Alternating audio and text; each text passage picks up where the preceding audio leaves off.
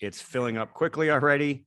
It's kind of shocking to me how many people are interested in this. Good morning, Robert Kelly. Good morning, Brian. Good morning, Adam. Good morning, Mary. Hey guys. Good morning, Brian, Tanya, Tammy, Paul. Yeah, there's too many people now. Fred, Tommy. Tommy's been on for a while. I think Tommy thought this was Eastern time. Kevin's on. Good morning. Good morning, everybody. Thank you guys for being on. I'm just gonna give everybody a couple of quick minutes to kind of get started and to just let everybody get on, because there's a lot of people waiting in the waiting room. I'm hoping we don't get to the point where I bet we're gonna get to the point where we have to have a bigger Zoom chat here, but we'll see. We'll see how it goes. We had a good call last month, and I am excited about today's call. I'm just on that age brink, I think, of gaming. Like I think I'm just like a year or two old. I know there's people a little bit older than me that are big gamers. I'm not really a huge gamer. I might play a game on my phone every once in a while, or I might play with my kids, but I never really got into gaming. But today is going to be very interesting. And what's really funny about today's call is I can still remember my brother-in-law, Melvin, playing games. And this was 20 years ago. And even 20 years ago, there was an aspect of actual real life money in the gaming system. And people were paying real money for characters. And who knew that it would kind of really turn into what it's turned into today. So, well, I'm going to get started at right about 10:05 as far as what I'm going to, go over. And then we do have today's special guest, Josh. Welcome, Josh. Hey, thanks. Josh has got his amazing studio there behind him. If everybody sees that, man, I'm jealous. I need one of those cool studios. Maybe Amelia can make me one of those.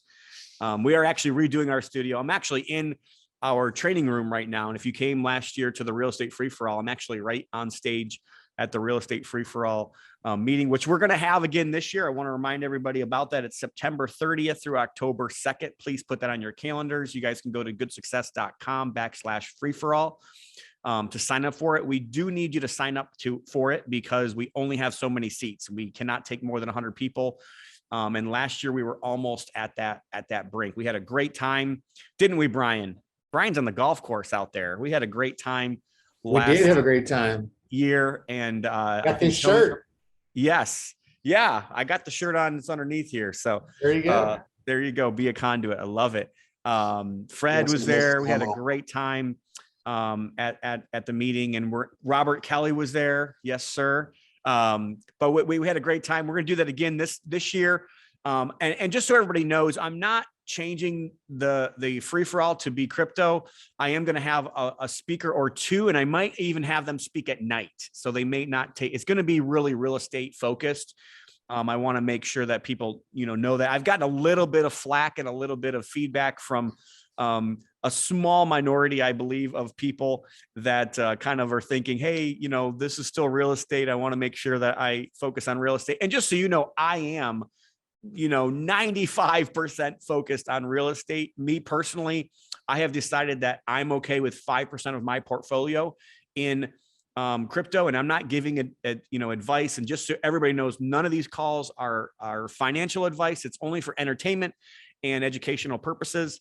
But I just want to let people know what I'm doing. And honestly, we just had some posts on Facebook, and that's what created this whole thing to begin with. So, and I just figured, hey, I'm going to learn about crypto. I've been learning for the last 6 months. And if anybody else wants to come along in my journey, I would be happy to let them come on. So what's going on with Tom? I'm going to start with that. I've been kind of quiet lately. I haven't done a lot of marketing and posting and that kind of stuff lately. You've probably noticed. I went to 3 funerals last week, and when you go to 3 funerals in 1 week, which I've never been to, I think more than one in a week, you kind of start thinking about, what do you want on your tombstone? What do you want people to say about you when you are in the person in that casket? And it was interesting because all 3 people had great names. I believe that your name is way more important than money and great riches and a good name is rather to be chosen. I think that's the first thing. And the second thing is like, what is it that I want people to say about me? What do I want, other people, if I don't tell them what do I want on my tombstone, what would somebody else say? Hey, Tom would want this on his tombstone. And really it's on my shirt and it's on Brian's shirt. Like, I want it to say, be a conduit, not a bucket, work to have to give. And that's part of the reason why I'm doing these calls, is because I'm just trying to be a conduit. I don't have anything to really offer you other than another free event. I don't really have anything that I'm trying to promote.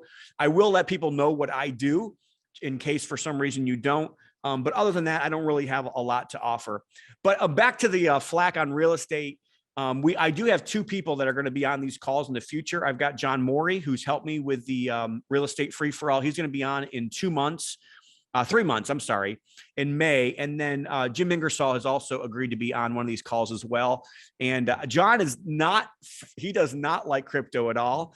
And that's fine. That's cool. But Jim is open to it. And he's kind of, me and him have talked about it a little bit, but we're going to be talking about the real estate angle in those calls as well, to kind of keep real estate in the realm of this real estate and crypto free for all, because the audience is real estate. So I just want to give you guys a little bit heads up on that. Also, I have to leave. I have a dead stop at 11 Central, which is probably 12 for a lot of people on here. I can tell they're on Eastern time. I have a dead stop. I am jumping on a plane to go to Pensacola. I bought 2 houses this week.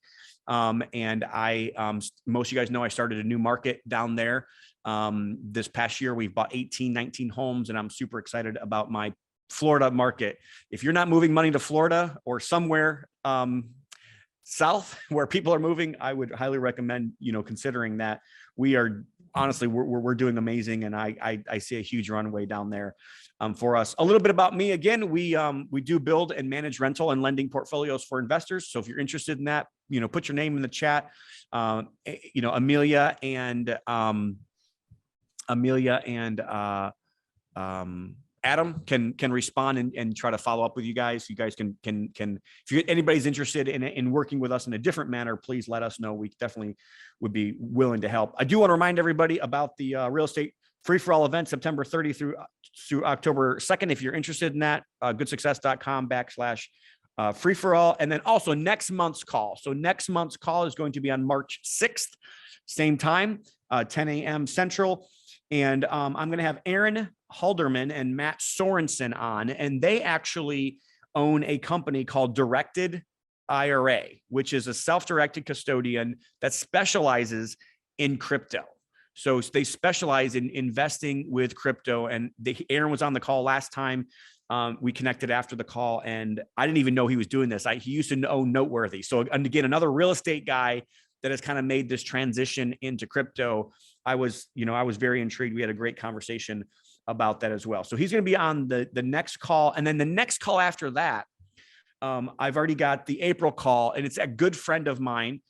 Some of you guys may know him. Some of you may not know him, but his name is Corey Boatwright. And if you look him up on Facebook, you'll find that he's been doing stuff for years and years and years in real estate, but he started investing in crypto 2016, 2017. And he was always so big on it back then. And I could still remember being in masterminds and rooms where people kind of made fun of him. And, there's still some jabbing that you'll see on Facebook with him, but he's agreed to be on our call. And I'm excited about that from a real estate investor's perspective, really. Like, if you think about it, like and he doesn't have all of his money in crypto, but he is very pro crypto.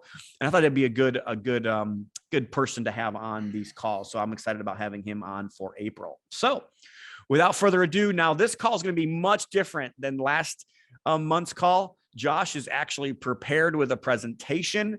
I've asked him to kind of keep it very peanut butter and jelly shelf. And, kind of just let everybody know. I mean, and this is different for him too. He's an insurance guy. So, think about like how dry most insurance guys are, and like going from, real estate guy to crypto gaming, like, and the guy, like and just so everybody knows, like, I'm not promoting Josh. I'm not telling anybody should use any of the people that are on here. I am, working with Liam that was on last time, and he's taught me a lot of like individual techie things about how to get into certain investments and how to do certain things. And I'm also invested in a thing where Josh, with Josh, with this Axiomfinity that he's doing. So I'm not going to get into the details of that, but I'm just being transparent. I don't get any money if you guys work with him. I don't get any money if you guys work with anybody that's been on the calls that I know of. And if that is the case, I will let people know.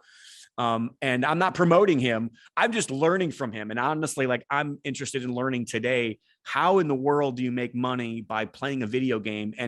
And is it something that my 8-year-old can do? And is there a way for me to like partner with my 8-year-old? Because he loves his games. So he's more on Roblox and those kind of games at this point.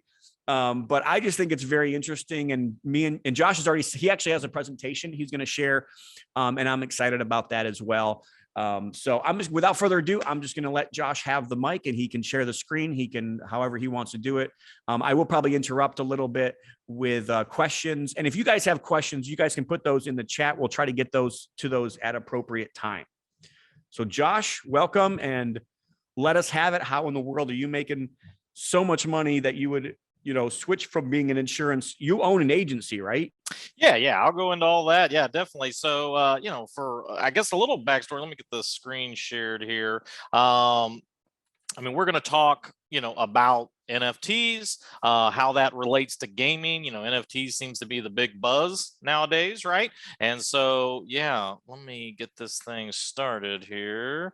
A little background on me. I own an insurance agency, kind of learned some digital marketing techniques a number of years back, used that to grow an agency. When COVID hit, we had a lot of agents that were actually selling burial insurance to high-risk seniors. So doing that face-to-face when COVID flew around was not optimal. And so we developed a software that they could sell virtually, texting, email dialer, landing pages, all that fun stuff. But yeah, that's been my bread and butter is, insurance, the insurance agent market. I still own Agent Autopilot, which is, an automation software for insurance agents. We sell Facebook ads courses for insurance agents, develop leads, all that fun stuff. So that's my background. A year ago from today, I wasn't even in crypto. Okay, so maybe a lot of you that are getting in, just dipping your toes in. I was the same thing. I didn't know what an NFT was until after I got into the game. What I saw was a business opportunity, and that's what started it. I still game a little bit. I gamed a lot when I was younger. My younger brother, he's still a hardcore gamer, and when I ran across the opportunity in one of my mastermind groups, I said, "Hey, take a look at this. Tell me if there's something to be made here." And, he was my software engineer at my Autopilot, and I fired him since then so he can handle this full time. But he didn't get back to me. And I thought, well, maybe it was nothing to it. About 5 days later, he comes back with all these spreadsheets and pie charts. He's like, "Dude, we can make some money in this." And so we jumped in, and, I'm good at, kind of running and scaling businesses. And so that's what we did. We started Affinity Gaming Guild in the gaming world. When you get a bunch of people together, they call it a guild. And so, we focus on crypto NFT gaming, kind of done for you, or we manage a fund for folks. And then we also do consulting service. So if somebody, wants to pay for an hour, so we can show you how to set it up so that you can get your teenager playing for you, or however you want to do that. We do that as well. And so I'll go into more detail on that at the end. So let's start with the basics, right? What are NFTs? Because that's all the craze. That's what everybody's thinking right now in their mind, except for like the few that already know. But we were at a mastermind, and I told Josh before this call, I said, you started talking about NFTs, and like everybody was like, what? There was like 3 people in the room that knew really what an NFT was. And then now you've got, since then, you've got, Gary Vaynerchuk saying like, "I'm going all in on NFTs and I'm creating this, $50 million package of NFTs. And if you're not doing it, you're stupid," is basically what he was telling everybody. So please explain to us, what is an NFT? Is this just digital art? It can be. First off, it stands for non-fungible token. Okay, and that's a phrase, fungible. What in the world does fungible mean? It basically means that every token, all right, so something that's a token exists on the blockchain. I don't know how all that works, but basically that's what it is. There's some type of smart contract or whatever, and it is unique and can't be replaced with something else. Okay, so it's complete. Think of it like fine art, right? There's only one Mona Lisa, right? You can't replace that. Somebody else can't come out and make another one because there's only one. And so whenever you delve into the NFT world, just know that's kind of the idea, is that each token is completely unique from all the other ones of the same kind. Whereas, think of Bitcoin. Okay, Bitcoin is fungible. That means I can take, if you have one Bitcoin and I have one Bitcoin, we can trade them. They're worth identical amounts of money. Same thing with the US dollar. Okay, it is fungible. If you give me $1, it's worth the same amount as the dollar that you have in your hand, albeit 20-30% less than it was a year ago, but it's still the same dollar is worth the same amount. So if you think about it like a unique digital asset, now it's something that you own. It's on the blockchain. It's virtual, but now you can buy it. You can sell it. You own it. You can stake it somewhere and earn interest yield. You could receive royalties. Really, the sky's the limit. And as time goes on, I'm going to give you a couple of use cases here, but you're going to start to see NFTs and blockchain technology. It's going to start happening. You just won't realize it, right? It's going to be happening in the background. And I'll give you a couple of ideas here. It started out really with digital art, right? These were the most popular, different types of things that were coming out over the last, 12 months. And really, it was kind of almost just trying to prove the use case. We joke around and we say, NFTs are, it's gambling for rich folks. It kind of is in a lot of ways, right? And I don't know, why we thought that pixelated art would be a great asset to have. Now people are using them now for flexing, rather than having a Rolex or a Lamborghini, they're like, hey, I own this $2 million, NFT, right? And, so it did start out that way, but I doubt most of us are that into art, okay? And it's not like we're going to take one of these little pixelated things and put it up on our wall. But again, it was just, kind of trying to prove the concept. And so that's what we started to see. Now, yeah, and I'm going to make this a little conversational, if you don't mind, Josh. I think Sure. you're okay with that. But when it comes to this, and I kind of have the same question that Steven has here. What makes this valuable? Like, why in the world would anybody buy it? I as a real estate guy, the reason why I believe in real estate so much is that it's a need, like it's a core need of everybody to have. Everybody has to live somewhere. So there's always going to be some intrinsic value in it. And and this is why I want these calls to be like, I want these calls to kind of like bridge real estate with this, because that's what most people are doing on the call. But what makes this valuable? So you're telling me that this crazy looking goofy picture that I would never hang on my wall, and my wife would kill me if I brought a picture home, if it was an actual pixture, now is worth, who knows how much, thousands, millions, whatever, hundreds of thousands of dollars, because it's digital pixelated art. Like, who would pay for it and why? Yeah. So, I mean, look, at the end of the day, if there is no sort of utility, I don't also see the value. But right now, what's giving it value is scarcity, right?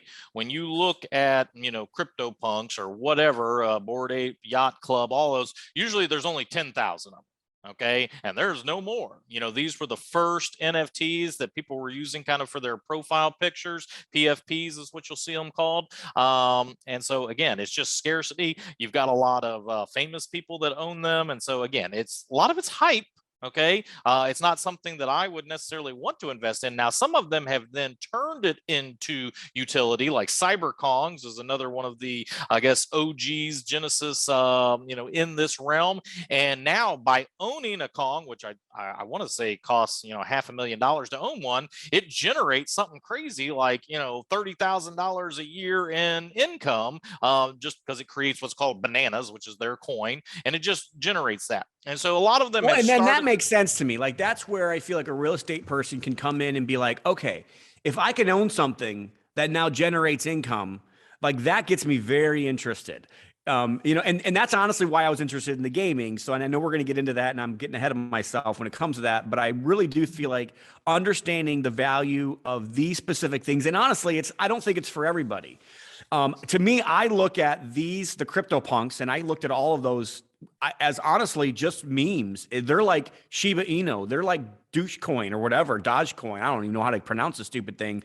I think it's like, if for me, like, I think it would be stupid for me to invest in it because it's all about only one thing, and that's just how much will a greater fool pay for it later on than today.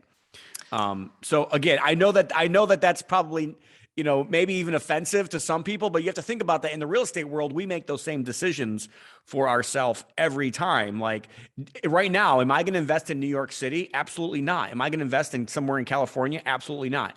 I'm moving my money to Florida. So you know what I'm saying? It's the same type of concept of where you want to invest your money and what value do you place on the actual asset. I agree. I mean, there is money to be made, but it's mostly in flipping, off the start. And again, it's hot potato because at some point somebody's going to be left holding a little JPEG and it ain't worth 100%. as much. Okay. I've done it. I've got some, NFTs that are outside of gaming, but I gave up on that, to be honest. I'm like, look, I want cash flow generating assets. Okay. Do I want them 100%. to be real estate? Yeah, I do. Do I want them to be digital? Sure. Okay. Yep. If it's a cash flow generating asset, that's what I'm looking for. Now, the reason that video games is such a great use case for NFTs because it's already, for the most part, digital, right? Everything you hear, and we'll get on this more, but everything you hear about in the metaverse, I mean, that's what video games are. Right. And think about, all the games that, your kids have bought, maybe you bought. And, back in the day, you buy a $60 game. And then when you were done with it, what do? Well, it either, collects dust. You take it to GameStop to get, $3. If you can find a GameStop nowadays, they're all closing. Right.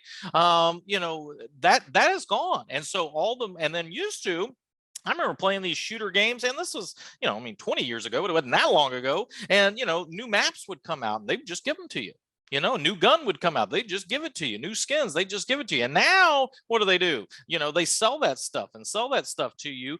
And once you purchase that, you have nothing to do with it. Well, now the difference, and we'll get more into it, but in the video game world, now you can actually own your in-game assets as NFTs. Right. So the NFTs are the characters. Or lots of things, right? It could be the items, it could be the land, it could be, gotcha. The actual coins themselves. I guess technically the coins aren't NFTs, but they're coins. But everything in it, like in a lot of games, you would earn experience, or just think about the old school Mario, right? You get 100 coins, you get a free life, yep. Right? There's an in-game currency. Well, now in these games, the in-game currency is a crypto. Okay, that means now you can trade that on the market for US dollars and, go to the grocery store if you can find stuff on the shelf and buy food with it. Right. And so that's a major use case. And there's already billions of people playing video games. All right. I think that video games, crypto NFT video games is going to do more to onboard the masses into crypto than anything else out there. All right. Yeah, they just go hand in hand. So I think that's a great use case. Sports memorabilia, music. I mean, if you think about, baseball cards, remember getting those, your kids, same thing. There's no reason why you can't store that stuff digitally. There's no reason why, a player wants to sell 1,000 of their pictures signed, autographed, and you get that, and again, you own it. It's on the blockchain. It's yours. You can sell it and things like that. Music, for people in the music industry, unless they're packing stadiums, they're not making any money. Spotify's making all that money. The publishers are still making that money, right? But what if they could sell their music as an NFT and then gain a royalty on that every time somebody gets that NFT? There's all sorts of use cases on that front. Real estate. Anybody, you guys in real estate, right? You ever tried to, do the title insurance? That's a complicated time, sensitive project, right? What if the title or even the deed was held on the blockchain? What if that was easily, you could look it up, you could transfer that from one to another. This is going to happen. Okay. Yes. This stuff, even if you never get into this is just going to happen on the back end. right? This is just going to happen. It's going to make things more efficient, faster, hopefully less expensive. Imagine, you sell a house and, when you're selling it, you put in the smart contract, which is what is running on the blockchain, that you get a 1% royalty every time this property sold. Okay. You can now sell your property and still can, create a cash flow generating asset. Yes, and this is something that this is what I'm talking about. And the whole reason why I'm doing these calls for real estate people is because that's just one of the reasons why we need to know this. Because if you own 200 or 300 houses and you can create an NFT that is now like the title bearing NFT forever, every time the house is sold, like you're going to end up getting paid. So like, think about that. Walter talks a lot about having, these agreements with people where you have first right of refusal. Well, this is way better than first right of refusal. So I don't want to interrupt that, but I do want you to get to how you're making money in this, but I think this is why this is so important. Yeah. And so, events, ticketing, we went to see a comedian the other night, and I mean, it's already digital, right? They give you the thing on there, but what happens if you can't make it? What if you caught COVID right before you got to go? Well, now you're out of it. Well, again, if that thing was if it was an NFT, you could easily sell it on a marketplace, right? You own it. You can transfer it very easily. Metaverse is a big thing, virtual land. I'll include the next one in there, advertising. All right. So imagine, in the gaming world, let's say somebody wants to go and play and they got to go do this quest, right? And on the way over there, they're going through your virtual land that you've owned and purchased. And then you put advertising rights, as an NFT on that, and people can either buy the NFT, you can advertise on that. There's, look, people are going to be getting more and more and more digital. Okay. That's not going away, right? We can stick our heads in the sand and say, well, I like going outside. I like going outside too, but more and more people are just sitting in their home, and COVID has, expanded that a lot, right? Especially in other countries, it's even worse than it is, I mean, think about Canada. They got truckers, fighting for freedom up there. But anyways, lots and lots of use cases to be had with NFTs, and you're just going to see this. This stuff's going to start getting implemented on the back end. All right, so let's get to the meat of it. All right, so how in the world am I making money on the gaming side? All right, again, I've talked about this already, but I believe that gaming is going to drive NFT and crypto adoption. Okay, and as more people get into crypto, then they're, crypto aware. Right? If you've never set up a wallet, the idea of getting into a crypto play to earn video game seems like a daunting process, right? But as you're already, if you're a gamer and this is what you got to do to get into the game, then it takes a little bit of, you're already in. Gaming is already a metaverse. Okay, that name's getting thrown out there a lot. Again, that's already there. I mean, that's what they're doing. I mean, they're getting all together in a virtual world and they're living, they're hanging out, they're socializing. That is what it is. Gaming is a $200 billion a year industry. Okay, I mean, it's something like 3 billion people play video games. It's big. It's bigger than movies and music, and it's, again, especially since COVID, more and more people are going into this thing. So capitalizing on that is just not a bad thing in and of itself. Again, owning your in-game assets is the key, right? When before you just bought the game and then now, where does that money go? It goes to the publisher or, the developer, and all that type of stuff, but you don't get anything after that. If you buy anything in game, you don't get anything after that, but that's where the key of this NFT stuff. It also creates what is called a play to earn ecosystem. All right. And that is where, if I purchase the asset, now I can go and play, and when I win, or usually it's when you win, then it generates the in-game currency, which is a crypto, and so you are playing to earn. Okay, that's as simple as that, and that's what we figured out a way to capitalize on. So how profitable can this be? Fortnite is a great example of just gaming making money with nothing. Fortnite is a free-to-play game. You realize that? And they make something crazy. Well, they spend, the average user spends around $102 on the game. Okay, that's more than the guys paying $60 for one game, right? They've made over $20 billion in the last 3 years. But the question is, where does all that money go? okay, it all goes to the developer. And I'm fine. Look, hey, they built an awesome product and they sell it, and that's fine. But wouldn't it be nice if we could own some of that too? I mean, I think it would, behoove us if that's something that we can do. And look, I mean, I play Fortnite. I still play Fortnite. I think I actually just found out about it when I was a few months ago when I did one of these presentations. I was like, well, Fortnite's a good example. And then I thought I'd play it, and the kids like to watch it, and the way they make their money is they sell skins. Okay. All a skin is just makes your game character look different. Okay. And I'm like, that's stupid. I'm never going to buy a skin. Well, then my 6-year-old son starts playing with me, and they had a new, I guess they roll out a new map every couple months, I guess. I don't know. Again, I'm very new to this game. And it was a snow map, but they rolled out Spider-Man. And he loves Spider-Man, right? He's like, oh, can we be Spider-Man? I'm like, well, yeah, I guess. I mean, and so I go and buy Spider-Man. Well, so when I'm playing with them, he loves to watch me in Spider-Man. So I spend the 10, 15, 20 bucks, whatever it was, to do that. Now, I can't sell that.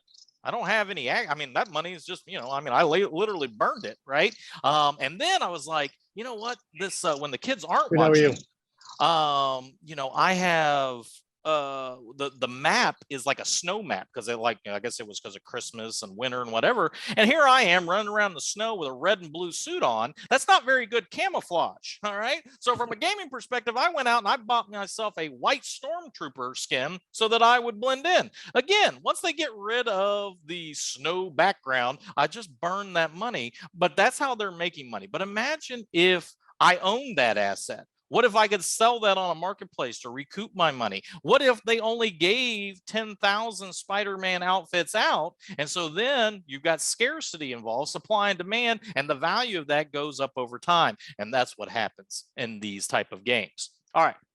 So the first mover, the one that had the first mover advantage is Axiomfinity. Okay. Anybody that's in the crypto space has probably heard of Axiomfinity. Anybody in the gaming crypto space has definitely heard of Axiomfinity. But they were the first ones there. It was a Pokemon inspired trading card game. If you've got kids or grandkids that played that, that was kind of where they started with. It's kind of like Yu-Gi-Oh, Magic the Gathering, Hearthstone, just these little trading card games. So these little creatures here, they basically battle. It's there's a lot to it, but all the little parts on their body correspond to little cards. Okay. And so it's your turn. You, based off however much energy you have that turn, you play X amount of cards, and then you battle out. Whoever wins earns SLP, which is a crypto. And so again, you are earning while you're playing. Okay. So can I just stop right Sure. now? I'm trying to let you go, Josh, but on this, I want everybody to understand this is the game, right, Josh, that you have invested your own money in, and you've helped other people invest money in this game, correct? Yes. So this was the first one, and then there's another one that I'll go over as well. But yeah, we got. So I just want to make sure, for context sake, this is the game that, like, and it's hundreds of thousands of dollars, guys. We're not talking about like 5, 10, 20, 30, but I just wanted to give some context there. Yeah, personally, I probably put in about 75, and then with different funds that we've started, close to 2 million. Now, not all of that has been deployed into this game, and some of it's in the next game that I'm going to show you. But yeah, so Axies is the first mover in this. It's a card-based game. Again, the biggest because nobody would look at this and think, okay, this is I can put $2 million in this. Like nobody would like even think that. So are you going to go through specifically how, like, if it's your money and you're just playing the game, are you going to get to like how you would make an investment? Yeah, okay. I'll go through all that as a single person. Is Axie something that one person, trying to do this on their own, is it something you should do? Is it not something you do? I'll answer that. But yeah, the biggest deal is like when you purchase these little creatures or you breed them out. And so in a lot of these NFT crypto based games, when they launch the game, it's almost always there's 10,000 NFTs to start with. Okay. And then they add in a breed functionality where you can breed two of these guys together, and then it produces an offspring, and then you just keep doing that. And that's how the game expands. Okay. And that's pretty much how all of them work to, not all of them, but a majority of them are going to work that way. You start out out with a certain amount, you breed, and guess what you use to breed them? You use the coin that's generated when you win. And so it's kind of a, just a revolving economy, right? So not only are you teaching kids how to like Pokemon, but you're also teaching the birds and the bees without having the parents have to have a talk. Well, yeah. And then actually, like brothers and sisters, moms and dads, moms and kids, they're not allowed to procreate, right? Well, that's good. That's good. So you can do that. But you're also hopefully there's only business. two genders. Yeah.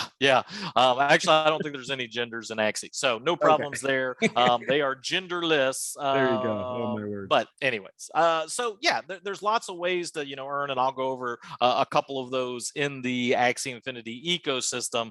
But again, the big deal is when you go and buy these, you own the asset. Okay. Now the asset may go up or down. Like they're way down right now. Like the prices, like back in the summer, I mean, we would spend $2,000-$3,000 on an Axie. And you need 3 of them to get a game going. And I mean the minimum, people were spending $1,000, $2,000 just to get a team going to generate the asset. And now they're a fraction of that.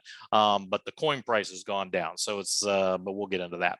So Axie's model, first off, it's play to earn, right? And then it has a capitalistic marketplace. Down here, what you're seeing down here on the bottom is the market, right? You've got the different types of Axies.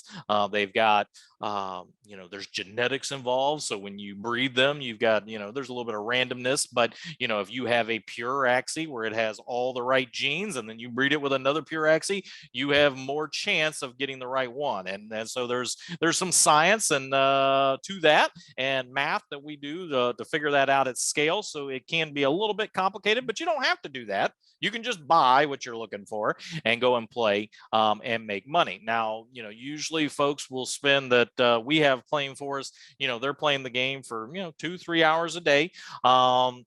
Right now, players can earn about $1 to $5 a day. That's not a lot. Okay. And that's why Axies right now is really only good at scale. Okay. If you're getting in and you say, well, I'm going to, get 3 Axies and I'm going to give them to my son, he might be able to make, $3-4 a day, maybe more if they're really good. But it's, it doesn't work on a small scale right now. Okay. But that's just where it is. But in the third world, but let's back up. That's because the price of the actual Axie token is so low. Correct. So now this is, and I get into this, but there's in these type of economies, you have an unlimited supply of the utility token. Okay. So when you play the game and you win, it produces SLP. Okay. Now, the only people that are buying SLP are, obviously you got day traders buying it and whatnot, but are people that want to breed because it is the main token used for breeding. All right. Now, the problem is over time, you are going to mint, you're going to create way more coins than you are going to burn. Okay. And so once the mint to burn rate gets way out of whack, where you're minting, 5-10 times the amount that you're burning, then the coin price steadily goes down. All right. And so Axie is getting ready to launch a couple new games that are going to be built in their ecosystem. And when those games come out, 1, you'll have mass breeding going on because it's a new game. 2, they're going to add what are called, SLP burning mechanisms. So when you want to upgrade your Axies, you're going to have to burn SLP, but they're going to basically just create a whole new swarm of ways to burn that SLP. So it removes it from the ecosystem and try to get that burn mint balance correct. Right now, it's about as low as you can get. Plus, we're on the back end of a bear market. When Bitcoin goes down, so does everything else. Okay, and Bitcoin was what, 70,000 3 months ago, and then it dropped, and then it dropped again. It's kind of steady. Yeah, we can get into that a different time. I just wanted to explain that because it's like it's $1 to $5 a day now for somebody to play 1 or 2 hours, but but I feel like we're on a very short cycle. Like the cycle seemed to go way up and way down very quickly. It's not like it goes down for 4 years and it goes up for 4 years. It seems like it's almost like a 6 month, up and down. But we can get into that different time. But I just wanted to explain that because I believe it's super low now as compared to the whole. If you look at the whole last year, it's really low as compared to the entire last year. So again, right now I think you're looking at it as buying at a discount or gaming at a discount. and those coins, you're making the assumption that, or you probably wouldn't be doing this if, and yes, you're doing it at scale. And yes, you're doing a lot of them. But I think that you probably, if you didn't think it was going to go back up, you probably would reconsider. Yeah, definitely. The nice thing about Axie, and I do go, well, let me get to it because it goes into it all. But the way, again, $1 to $5 a day, that's not exciting for me. Even when it was $20, $30, $40 a day, that's not exciting for me. But when I can scale it out to thousands of people playing, now that's something to it. So what happened in early 2021, you had all these people. So Axie's been out since 2018, so it's 4 years old. In early 2021, you had all these people that said, hey, I've got all these extra Axies, I don't want to sell them. What can I do with them? And they said, well, let's design a program where you can loan them out. And so they created what is called the scholarship program. And all that is that you are taking the asset you own and you are loaning it out to somebody else. They are playing on your behalf, and then they are generating the cash flow, and then it's just a profit share from there. Okay. I mean, it is, again, it's taking an asset and turn it into cash flow that you don't have to do. And so that's what we do. I mean, we personally have over 1,000 scholars. Most of these are Filipinos. They speak English. They work hard. You guys probably have VAs, and many of you, and they're great. Okay. And we, being good at marketing, I have over 8,000 Filipinos in our Discord, which is our ecosystem for bringing them in. We've got a training platform, all that for them. And then again, we just loan it out to them. They make a percentage. We make a percentage. Our investors make a percentage. Easy peasy. Right. You can also buy or breed the Axies to then, give them to your scholars. There is a whole other, market for just breeding and then selling on the marketplace. That's actually how we got started. When we got into it, we were not even playing the game. All we saw was, hey, if I breed these two together and sell them, people are going to buy and they're going to pay this. We were making crazy money last summer doing that. We were in it for about 6 to 7 weeks before we even played the game. Long term, the scholarship model is much more, financially stable than the breeding. So that's how that works. But the other thing that they added were some DeFi protocols. And if you remember some of the talk from Liam last week, DeFi, that's decentralized finance. That's basically like, I don't like you banks. Let's put this on crypto. We can do it better than you. But where you can stake your assets. Like right now, AXS, which is the governance token for Axiomfinity, it's trading around $40, $50. But you can stake it in their system on Katana, and you can get 80% APR. 80% APR. That's not APY. That's APR. I think APY, it's like 150, 160, something like that. Maybe a little lower, but I'm doing the math in my head. But either way, even if the coin dropped by 50%, you leave it in there for a year or two, you're making bank, right? I wouldn't know that if I wasn't in the ecosystem. It's not as stable as, say, a stable coin, but you're making 4, 5, 10 times as much as staking there.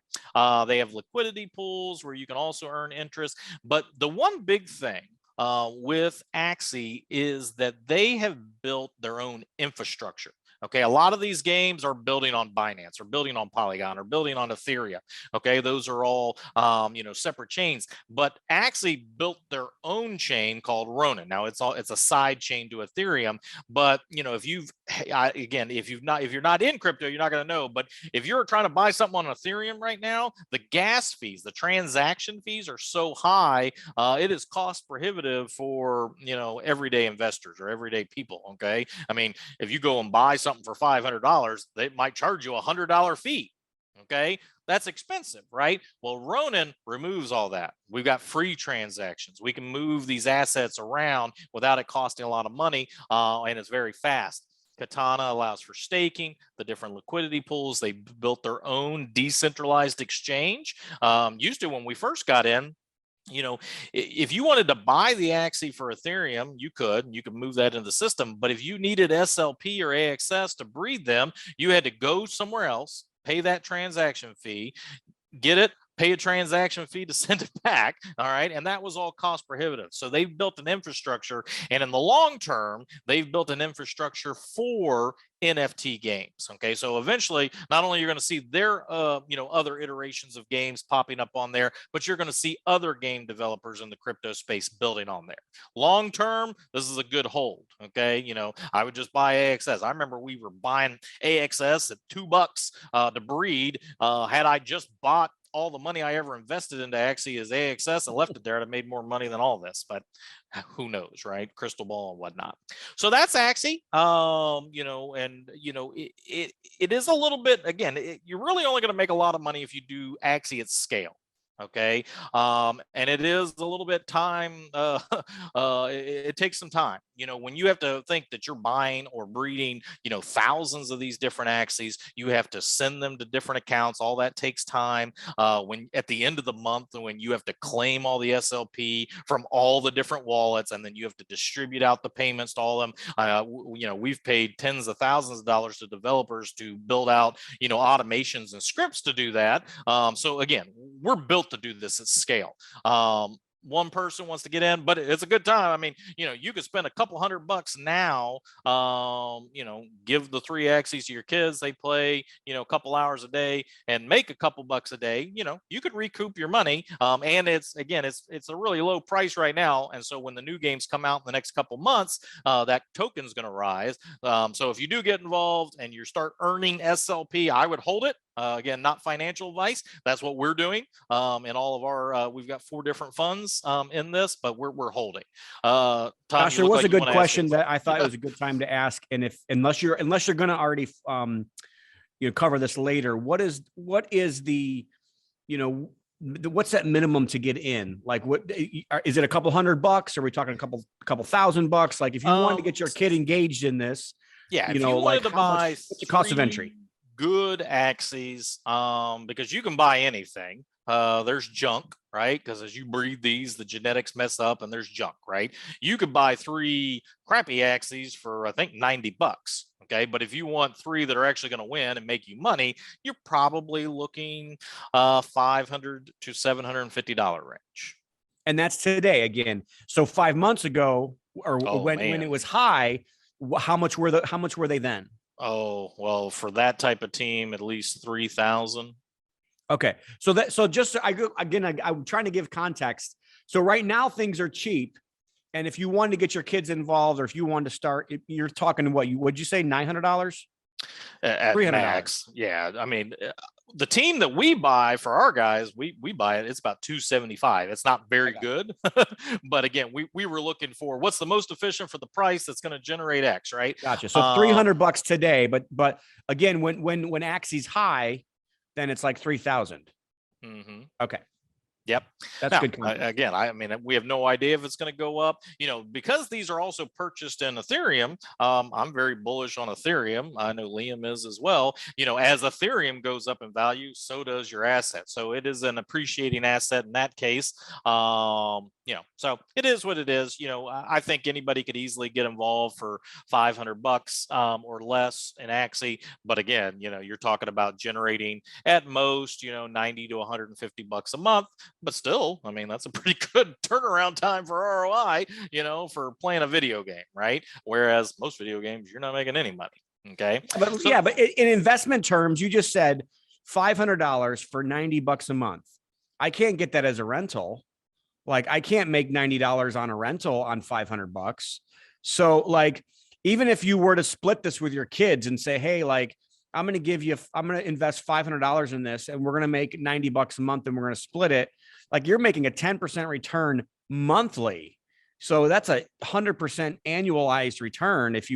If nothing changes. Now, that is obviously part of the equation, is if this could still go down in value, but I mean, it could also go up in value. So just keep that Yeah, and if it is context. something, and I'll throw this out there, if this is something you're looking to get involved with at a small scale, I would get on the marketplace. I would do a little research on what type of team and all that type of stuff. Have your kid do that stuff; they'll figure it out, right? If they're any good at the trading card games, they should be able to pick that stuff up. But I would give it a couple weeks. I still think we've got a little bit before we're going to hit a kind of a bottom. You know, as far as what the lowest cost will be until the new one comes out. So, but I Awesome. can't drop that much more. But you know, it will drop. The value of everything in here is going to continue to drop until the new games launch, which is their Battles version 3 Origins. They're free to play, which they said that'll be by first quarter. They're really good. When they say something's coming out, it comes out the last day of that quarter every single time. So they're pretty good about that.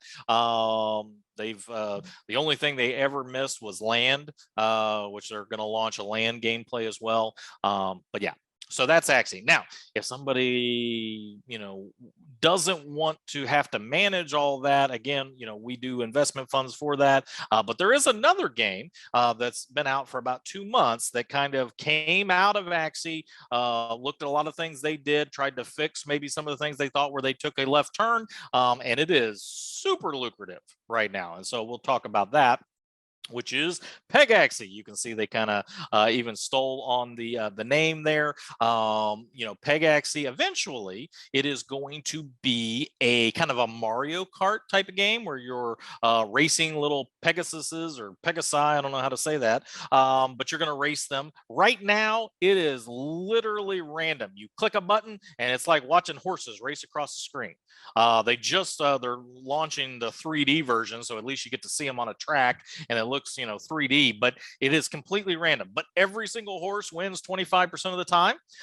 We know exactly, you know, so we can map it out. We know exactly what it's going to, you know, what the profit margins are going to be based off, you know, what the coin price is.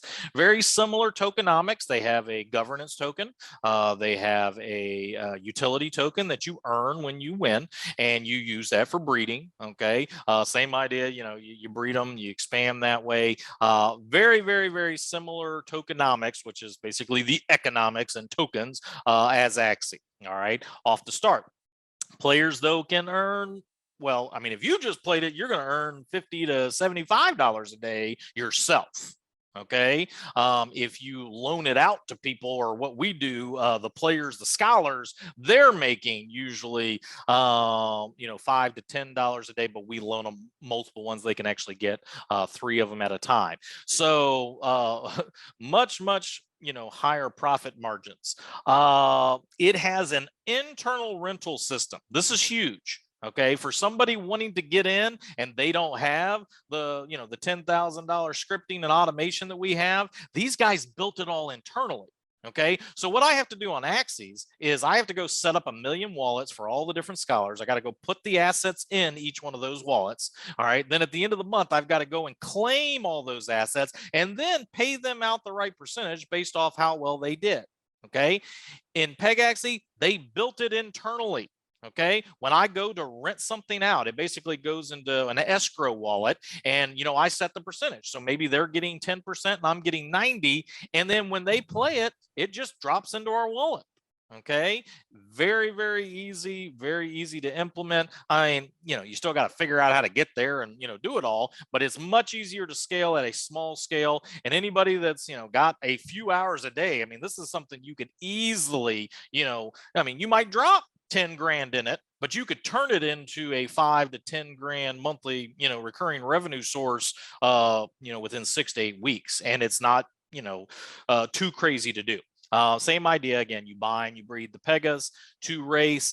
Currently, it's around a 30-day ROI, and it's easily scalable. So the lowest priced Pega that you can buy, last time I looked, which was this morning, because this is my job, this is what I look at every day, but it was $1,600. Okay. They generate around 60 bucks a day at the moment. So, 60 times 30 is 1,800. I mean, you're already ROI. Now, again, the coin could drop, and then it would be twice as long. If you're wanting to scale it, you would then need to purchase a couple of what we call virgins, right? The breeders. They're more expensive. They're around $2,500. You got to purchase those two, breed them, which then costs more because you got to buy the coins. But that's how you scale it out. Right. And again, once you get it, say you want to get it up to 10 horses that you're generating, and then you're just loaning them out and you don't have to do anything else after that. Okay. If it still continues, say it's at the same, price, I mean, you're making $600 a day. And it's one of those things because, again, you can start out, the minimum if you're trying to go for scale is probably around 10 grand. But, it will then generate the assets you need to breed out more. Right. And so it is a very easy to scale system. It's something if you guys say, well, 10 grand to get into something like this and make a 5 to 10 grand monthly income stream based off the current, coin, if that's something you're interested in, I can literally, if you have money in crypto already or know how to get money in crypto, I can show you how to set all this stuff up in an hour. I basically charge you what it costs to buy one virgin Haas, and so I set a time, we'll help you get started with that and we'll give you our whole strategy for that. It's much simpler than Axie and much less time consuming. Also, again, something you can get your kids, you own it all, right? They race it for 10%, you get 90%, and they're just clicking buttons. So they can do that while, they're doing something else. That's Peg Axie. Any questions on that? Tom, you look like you want to jump in.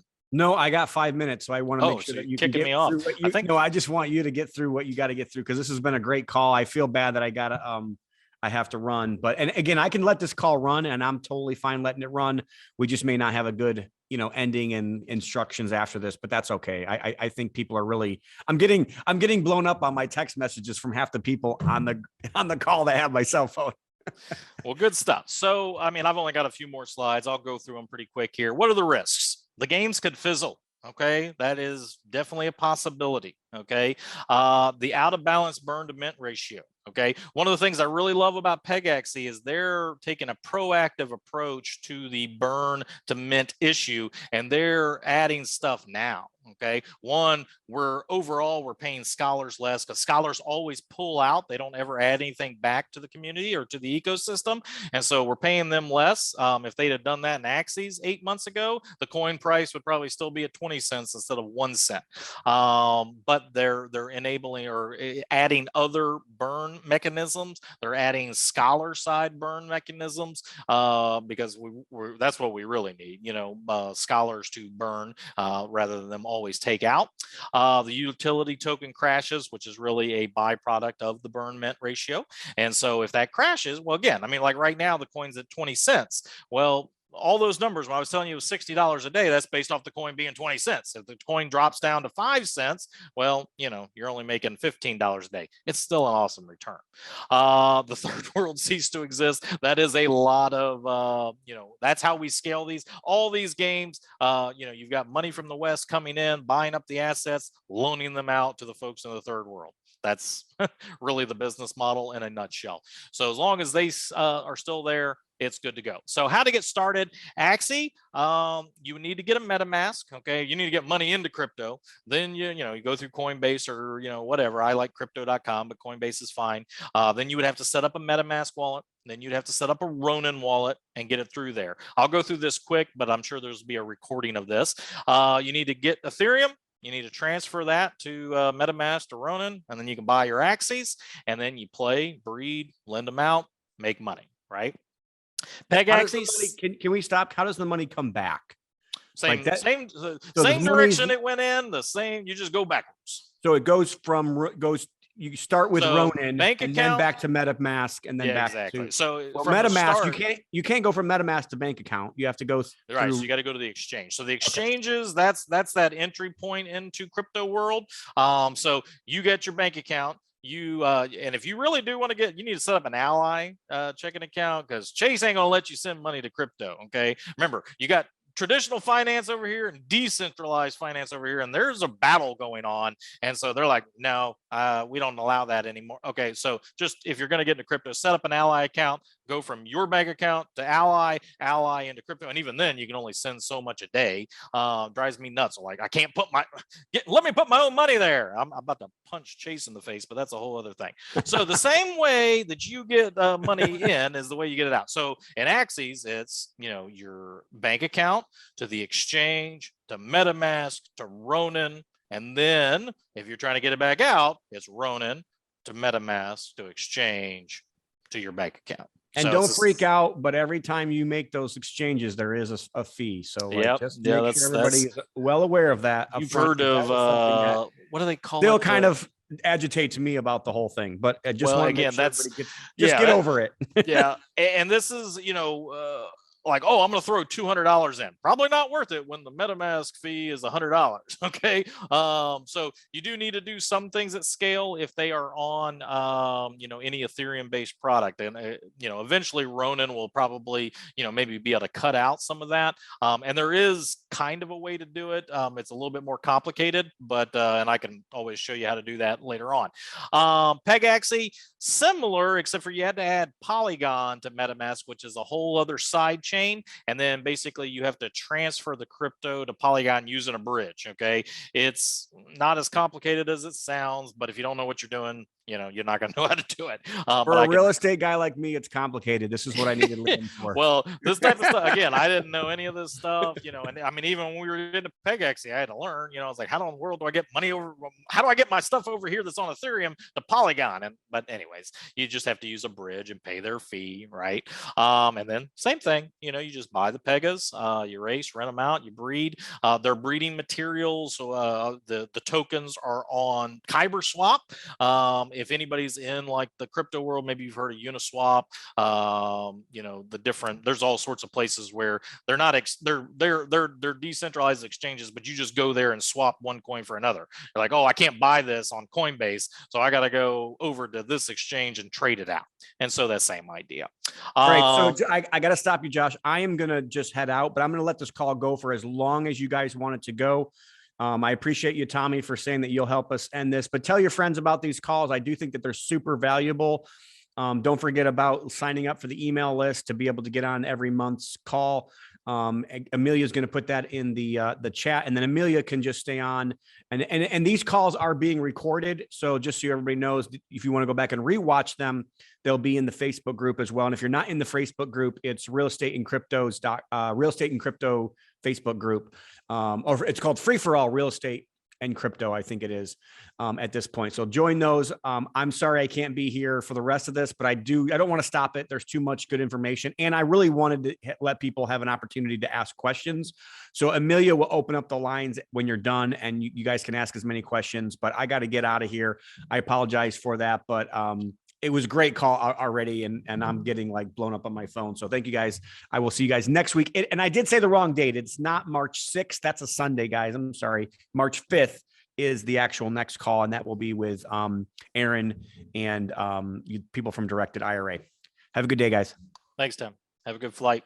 And yeah, like I said, if this is something, if you're going to want to jump in, if you're in crypto and you want to jump into this, and, you know, now if you want to set up a fund, you know, where we got, you know, 500,000 or whatever, that's a different conversation, obviously. But if this is something you just want to get in on a small scale and expand and just create, you know, you could learn to implement it in about an hour. You know, again, this is assuming you've already got money in crypto. And then it's probably only an hour or two's worth of work a week, depending on how big you scale it, right? Because then really all you got to do is, you know, you pick your target number, say, you know, well, I want to get to 10 Pegas racing every month.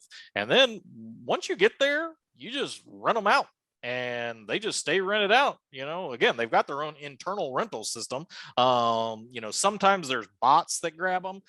So if you can get people to rent for you, and there's plenty of scholars out there, and I can always help you with that. We got 8,000 people in our community, but I do like charge a consulting fee to walk you through all that. And it's just whatever the price of a Virgin Haas, which is their kind of premier Pega over there. If that's something you are interested in, just email me, vip@goaxes.com, vip@goaxes.com. Yeah. So now we can open Tom's like, I wanted to get there. I was done a bit pretty much. So what questions do you have?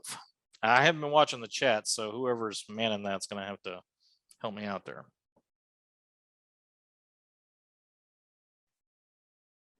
And I don't know who's manning that. I think, can you guys unmute yourselves? Y'all can jump in if you got questions. Yeah, this is Brian. Hey, Josh, Brian.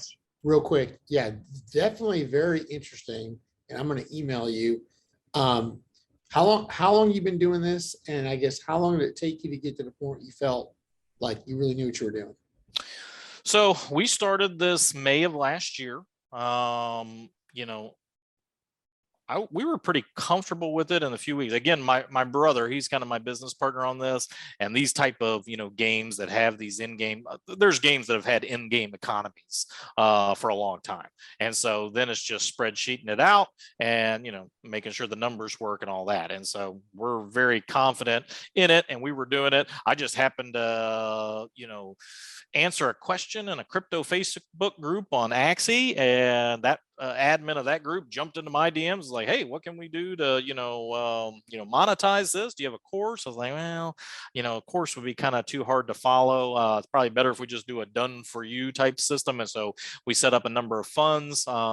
There's an investment group, mastermind them in, actually with Tom, that's where I met him at, and we set up something with them. But yeah, I'm if you have no gaming experience, it's could be kind of difficult, but Peg actually is totally different. Once we looked at it, I just wanted to make sure it wasn't just some fly by night thing. I always want to make sure I know the team, no pun intended, but you bet on the jockey, not the horse, right? And so that's the same thing when I'm looking at these projects. I want to make sure there's a docs leadership. I want to make sure the leaders and the team is smart. They have some kind of history in game development or something like that. And then I just want to see the economy, and is there a way to earn? Is there a scholarship program for scale? The fact that they had it built in is awesome. Now I'm like because I talk with I'm advising a number of different play to earn games. I talk to play to earn VCs, and this is what I'm telling them all. It's like, guys, if it doesn't have a built-in rental system, tell them they got to add it. This is something. So I don't know how to answer that question. How long did I feel comfortable? I feel comfortable now, very comfortable in it. If you're asking how long it would take you to feel comfortable, just depends on you and your experience in this. But Peg actually is pretty easy. The only things I'm checking are, the prices of things. We've got a spreadsheet, which is something we could share with those that consult with us, which basically just tells you, hey, this is how much it costs to breed. This is what it takes to scale. At this point, you probably need to level off, and see what happens and all that type of stuff. So we can teach folks that. I hope I answered that question. I'm not sure. You did. Thank you. Okay.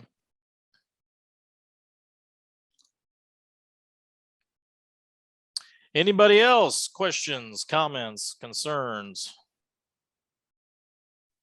I have a question. Hey, Ryan. How you doing? Good.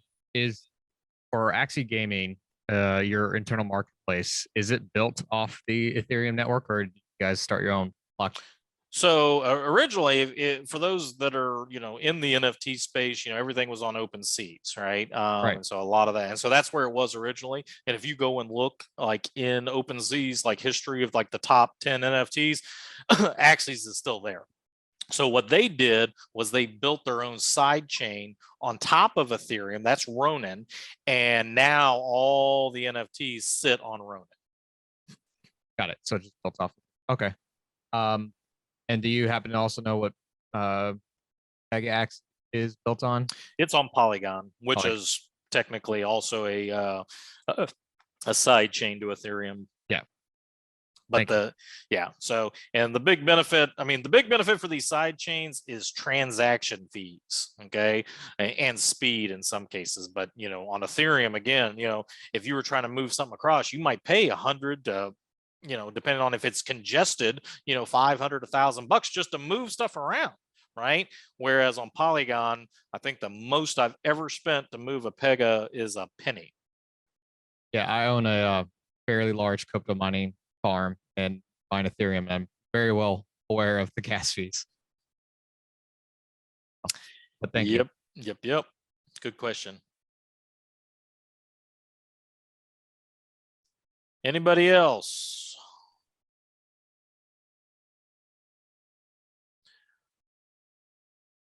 Let me see if there's anyone. Did Axie crash this week? People farming VAs in the Philippines. Actually, there was good news for Axies this week. Axies has been again on a slow downturn just because they didn't have that burn to mint ratio thing figured out until the new game comes out. In retrospect, they probably should have added some burn mechanisms earlier on. But really their long-term play is the infrastructure, right? The Ronin, Katana. So, you know, where other games, if another game crashes, they're just done. Axie, they actually have infrastructure in place that's going to generate, you know, a real business after it.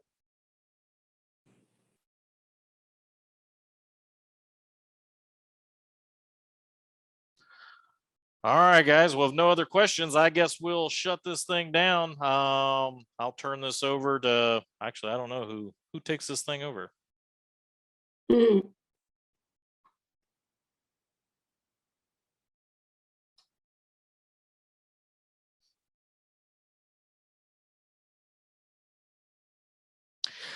Well, I do not know. So this is I can end We'll it just for go ahead and Tom. shut it down. Yeah, Go ahead and shut it down. guys, thanks for coming. Well, they'll put the recording up in the group, but appreciate y'all. Have a great Saturday. Bye-bye, guys.